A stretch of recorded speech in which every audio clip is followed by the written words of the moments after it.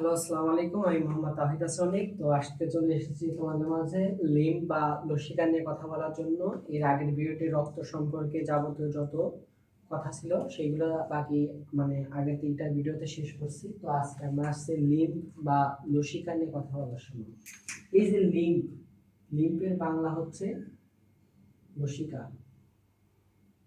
এখন কথা হলো, এই যে লিম্ফ বা লসিকা জিনিসটা কি? আমরা টিস্যু যে পড়ছিলাম, সেই টিস্যুতে পড়ছিলাম একটা যোজক টিস্যু বা যোজক কলা, কানেকটিভ টিস্যু। ইংলিশে লিখি, এটা হচ্ছে কালেকটিভ টিস্যু। এই যে কালেকটিভ টিস্যু দুইটা জিনিস আছে, একটা কঠিন আর একটা হচ্ছে তরল। এই যে তরল অংশটা দুইটা যোজক কলার দুইটা অংশ, একটা রক্ত আর একটা লসিকা। আর এই যে কঠিন অংশ, এখান থেকে তৈরি হয়েছিল অস্থি এবং তরুণাস্থি। তো এই যে রক্ত, এটা নিয়ে আমাদের আলোচনা শেষ। এবার আমরা আলোচনা করব লসিকা নিয়ে। এখন সবার প্রথমে তোমাকে জানতে হবে লসিকাটা কি। এর আগে তোমাকে কিছুটা ধারণা রাখতে হবে কৈশিক জালিকা সম্পর্কে।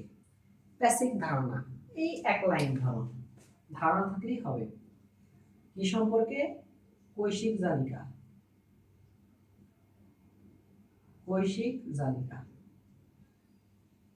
আচ্ছা, কৈশিক জালিকা নিয়ে আমি আলোচনা করছি। তার আগে দেখি তোমরা ধমনী এবং শিরা চেনো কিনা। ধমনী কি ধরনের রক্ত পরিবহন করে? অক্সিজেন যুক্ত রক্ত। আর শিরা হলো কার্বন ডাই অক্সাইড যুক্ত রক্ত পরিবহন করে। কিন্তু এই যে কৈশিক জালিকা, এই কৈশিক জালিকাটা কি? ওই যে ধমনী আছে, ধমনীগুলো অনেকগুলো ছোট ছোট শাখা প্রশাখায় বিভক্ত হয়, সেটাকে আমরা কৈশিক জালিকা বলতেছি, যেটা দেখতে অনেকটা এইরকম।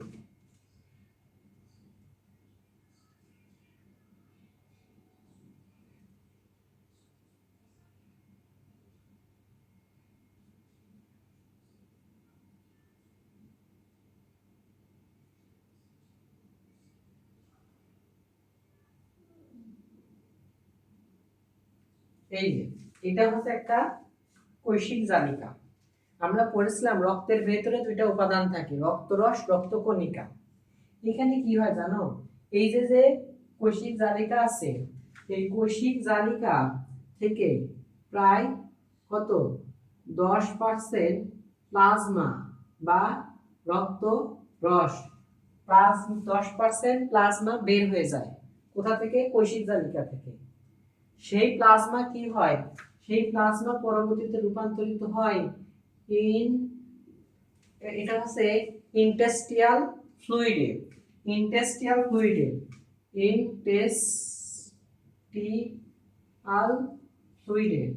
এটা পরিণত হবে ইন্টাস্টিয়াল ফ্লুইডে, অথবা কি একটা রসে পরিণত হবে। সেটা পরবর্তীতে পরিণত হবে কিসে? লসিকা নালীতে। এটা লসিকা নালীতে রূপান্তরিত হবে। লসিকা নালী থেকে লসিকা গ্রহন্তি এবং লসিকা গ্রহন্তি থেকে সাধারণত লসিকা তৈরি হবে। তাহলে এই যে পর্যায়, এটা হচ্ছে সাধারণত লিম্ফোজেনেসিস প্রক্রিয়া। এটা একটা লিম্ফোজেনেসিস প্রক্রিয়া। পরবর্তীতে লসিকা নালীতে গিয়ে শিরাতন্ত্রের মাধ্যমে এটা কি হয়? নির্দিষ্ট জায়গায় চলে যায়, শিরাতন্ত্রে সাধারণত প্রবেশ করবে এটা। এখন কথা হচ্ছে কি হলো, মানব দেহে এই যে যে মানব দেহ আছে, মানব দেহে 10% প্লাজমা, অর্থাৎ প্রায় 5 থেকে 4 থেকে 8 লিটার কি হয় রক্তরস, এবং সেখানে কিছু তরল পদার্থ থাকে। আচ্ছা, তার আগে আমরা আরেকটা জিনিস ভাবি। ধরো তুমি এটা বুঝতেছো না, কারণ এটা একটু কঠিন, লসিকা একটু কঠিন। তো তোমাকে যদি ভালোভাবে পড়তে হয়, প্রথমে আমাদের জানতে হবে লসিকা জিনিসটা কি, তারপর আমরা দেখতেছি প্রক্রিয়া। আগে দেখি লসিকা জিনিসটা কি। লসিকা হলো ওই যে টিস্যু উৎপাদনকারী যে কোষগুলো আছে, সেই কোষের মাঝখানে কিছু তরল উপাদান থাকে, সেই তরল উপাদানকে লসিকা বলা হচ্ছে।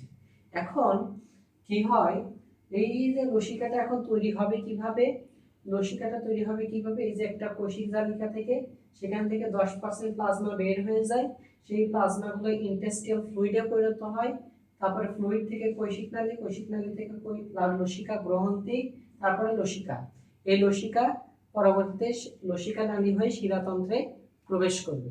এখন কথা হলো, যদি লসিকা শিরাতন্ত্রে প্রবেশ না করতো তাহলে নাকি আমরা 24 ঘন্টার ভিতরে মারা যেতাম। কিন্তু কেন? দেখো, লসিকা কি করতেছে, লসিকা তন্ত্রের মাধ্যমে লসিকার পাশাপাশি রক্ত প্রোটিনও কি হচ্ছে শিরাতন্ত্রের মাধ্যমে রক্তে চলে যাচ্ছে। এতে কি হচ্ছে, রক্ত প্রোটিনের পুনরুদ্ধার হচ্ছে। যদি রক্ত প্রোটিনের পুনরুদ্ধার না হতো তাহলে কিন্তু রক্ত ফুলফিল ভাবে তৈরি হতে পারতো না, ফলে আমরা 24 ঘন্টার ভিতরে মারা যেতাম। তাহলে লসিকা কিন্তু এদিক থেকে একটা গুরুত্বপূর্ণ কাজ করতেছে। আচ্ছা, গেল। এখন লসিকায় কি কি উপাদান কি কি পরিমাণে আছে এটা আমাদের জানতে হবে। তো চলো এখন লসিকার উপাদানগুলো দেখে নিই।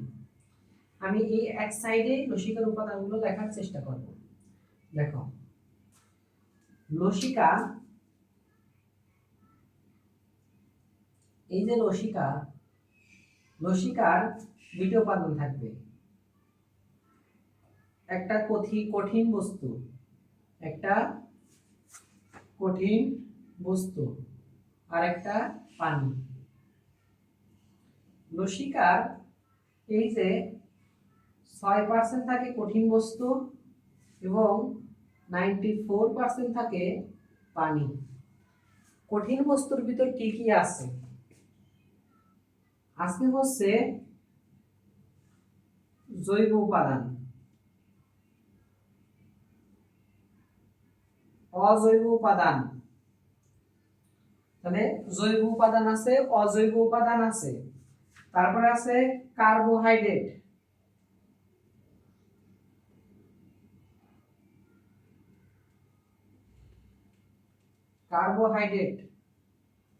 তারপরে আছে বর্জ্য, কিছু বর্জ্য। জৈব উপাদানের ভিতরে কি আছে, ধরো কিছু প্রোটিন যেমন অ্যালবুমিন, তারপর আছে গ্লোবিউলিন, আছে অ্যান্টিবডি এবং আছে এনজাইম।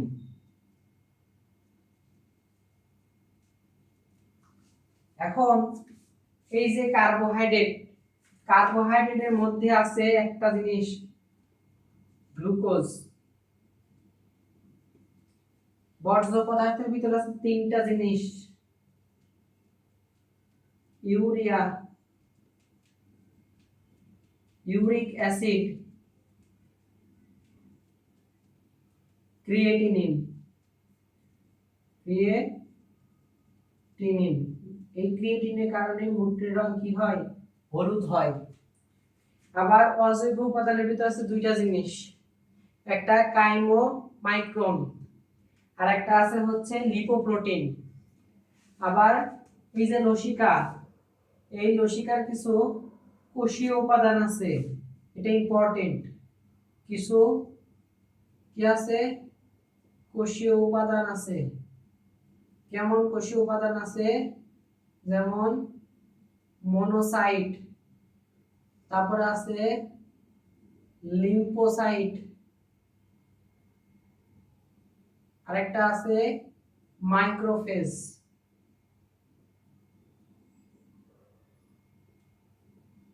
এই কয়েকটা জিনিস আমাকে মনে রাখতে হবে লসিকা নিয়ে। এরপর আমরা দেখব লসিকা তন্ত্র। তাহলে এই গেল লসিকা সম্পর্কে, লসিকা কিভাবে তৈরি হলো, লসিকার উপাদানগুলো কি কি, লসিকা কাকে বলে। এবার আমরা পড়ব লসিকা তন্ত্র। লসিকা তন্ত্র, তাহলে দেখো লসিকা তন্ত্র জিনিসটা কি আসলে। তোমরা ভিডিওটা পজ করে এখানে দেখে নিও, আমি মুছে দিচ্ছি কারণ আমার তো ডিজিটাল বোর্ড না, এখানেই পড়াতে হবে। তো দেখো এবার আমরা আলোচনা করব কি নিয়ে, লসিকা তন্ত্র নিয়ে। এখন লসিকা তন্ত্র কিভাবে গঠিত হবে। লসিকা তন্ত্র গঠিত হবে দুইটা উপাদান, দুইটা জিনিস নিয়ে। একটা লসিকা নালী, আর একটা লসিকা গ্রহন্থি। এখন লসিকা নালী, লসিকা গ্রহন্থি। এখন লসিকা তন্ত্র কাকে বলে, লসিকা নালী ও লসিকা গ্রহন্থি নিয়ে গঠিত এমন একটি তন্ত্র যার মাধ্যমে লসিকার রস সাধারণত নির্দিষ্ট স্থানে পরিবাহিত হয়, সেটাই লসিকা তন্ত্র। লসিকা তন্ত্রের ভিতর যে লসিকা নালী আছে এটাকে দুই ভাগে ভাগ করা যায়। একটা ভাগে যে ভাগ করা যায় সেখানে আসবে দুইটা জিনিস, একটা বহি লসিকা নালী, একটা অন্ত লসিকা নালী। এই যে অন্ত লসিকা নালী কাকে বলে, সেটা হচ্ছে দেহের অন্য অন্য জায়গা থেকে লালার রস লসিকা নালীর মাধ্যমে যদি লালা গ্রন্থিতে প্রবেশ করে তাহলে সেটাকে অন্ত লসিকা নালী বলে। বহি লসিকা নালী কোনটা, যে লালা গ্রন্থি থেকে লালা গ্রন্থি লসিকা গ্রন্থি থেকে লসিকার রস লসিকা নালীর মাধ্যমে যদি নির্দিষ্ট স্থানে পরিবাহিত হয় তবে তাকে বহি লসিকা নালী বলে। লসিকা নালীর আরো কিছু জিনিস আছে, দুইটা ভাগ আছে, যেমন ডান লসিকা নালী, আরেকটা বাম লসিকা নালী। এই যে ডান লসিকা নালী এটা কি করে, এটা হলো মুখ, গলা, তারপর হচ্ছে ডান বাহু, ডান বক্ষ, যে লসিকা নালীগুলো থাকে সেগুলো নিয়ে ডান লসিকা নালী গঠিত। এই ডান লসিকা নালী সাধারণত ডান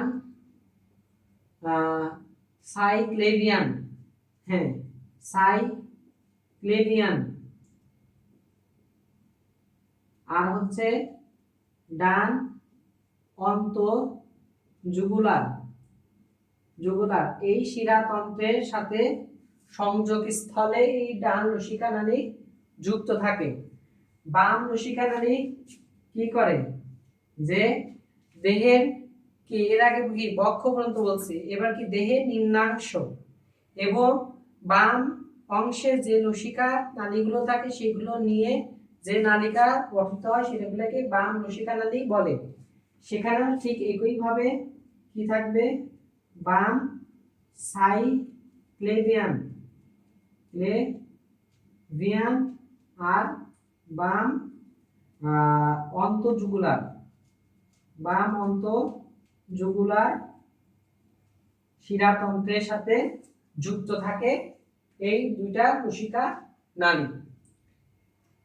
এবার আমাকে পড়তে হবে লসিকা গ্রহন্থি সম্পর্কে। লসিকা গ্রহন্থি কি, লসিকা গ্রহন্থি হচ্ছে 5 ধরনের থাকতে পারে।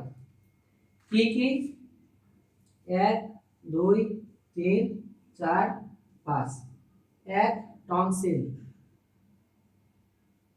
তারপর আছে প্লিহা, লাল অস্থিমজ্জা, তারপরে থাইমাস, তারপরে লিম্ফ নোড, লিম্ফ নোড। তাহলে প্রথমে আমরা যে জিনিসটা নিয়ে আলোচনা করব সেটা লিম্ফ নোড। লিম্ফ নোড জিনিসটা কি?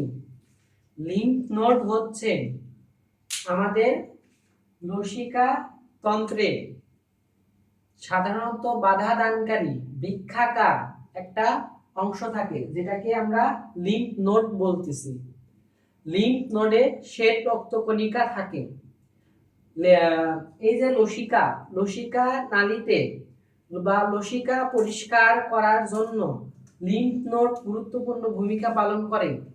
এইখানে যে নোডগুলো থাকে, এই লসিকা যখন পরিষ্কার করা হয় বা সক্রিয় করার জন্য লিম্ফ নোডে থাকা শ্বেত রক্তকণিকা পরিমাণ তখন বেড়ে যায়, তখন নোডগুলো অনেকটা ফুলে যায়। লিম্ফ নোড, তাহলে সেখানে নোডের পরিমাণ থাকে, নোড থাকে প্রায় 400 থেকে 700, এতটাই কি থাকে, নোড থাকে। লিম্ফ নোড হলো লসিকা নালীগুলো জীবাণু বা ময়লা বা কিছু থাকলে সেগুলো পরিষ্কার করা। এখন আমাদের আসতেছে কি, টনসিল। টনসিল কি? টনসিল তিনটা আছে, প্যালাটাইন, তারপর আছে ফ্যারেঞ্জাইয়াল, আর একটা আছে হচ্ছে ওয়েট, আরেকটা মনে হয় হচ্ছে একটু দেখতে দাও, লিঙ্গুয়াল। একটা আছে লিঙ্গুয়াল টনসিল।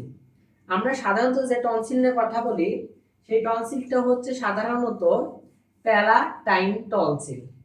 এখন টনসিলটা কোথায় হয়? গলার পিছনের দিকে, এবং সেগুলো কেমন হয়? লালচে রঙের এবং অনেকটা ফ্যাকাশে লালচে রঙের। তারপর হচ্ছে কি দ্বারা আবৃত থাকে?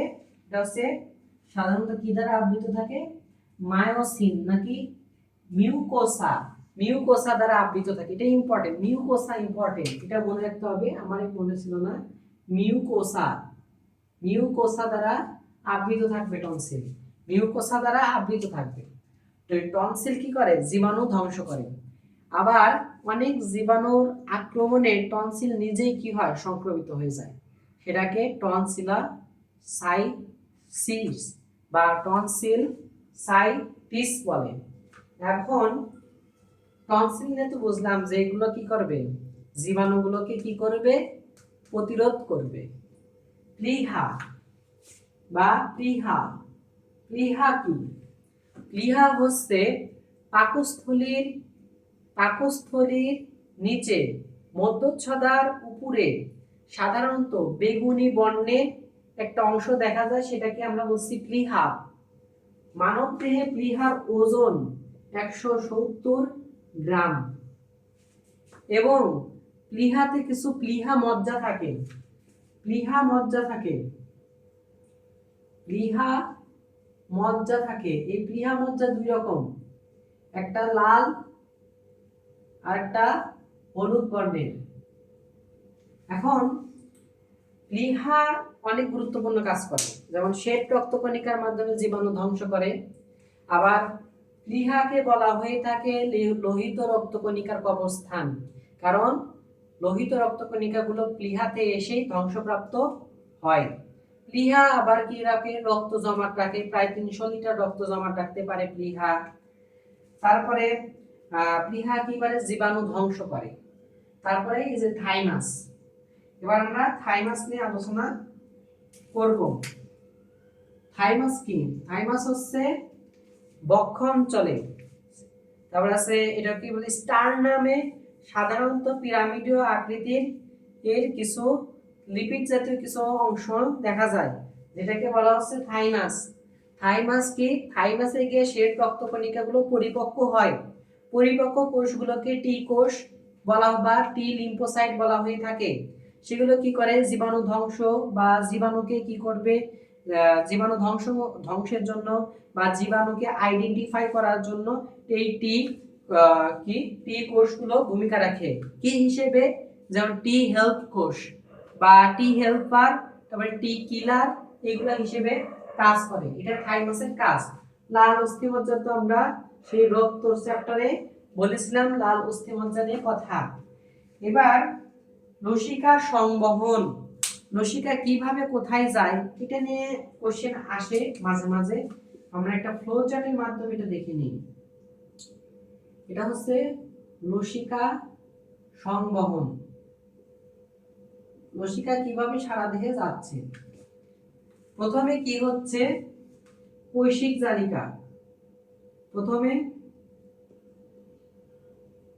কৈশিক জালিকা, সেখান থেকে এর আগেরটার মতো রক্তরস 10% রক্তরস বের হয়ে যাচ্ছে, সেটা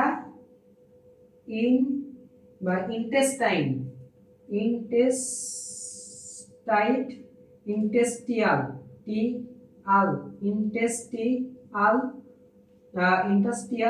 ফ্লুইড, ইন্টাস্টিয়াল কোষে গিয়ে ইন্টাস্টিয়াল ফ্লুইড হিসেবে সেটা জমা হচ্ছে। সেই ইন্টাস্টিয়াল ফ্লুইড হিসেবে জমা হওয়ার পর কি হচ্ছে দেখো, ইন্টাস্টিয়াল ফ্লুইড হিসেবে জমা থাকলো, তারপরে সেটা কোথায় যাবে, লসিকা নালীতে, পরে সেটা যাবে লসিকা নালীতে, লসিকা নালীতে গিয়ে সেটা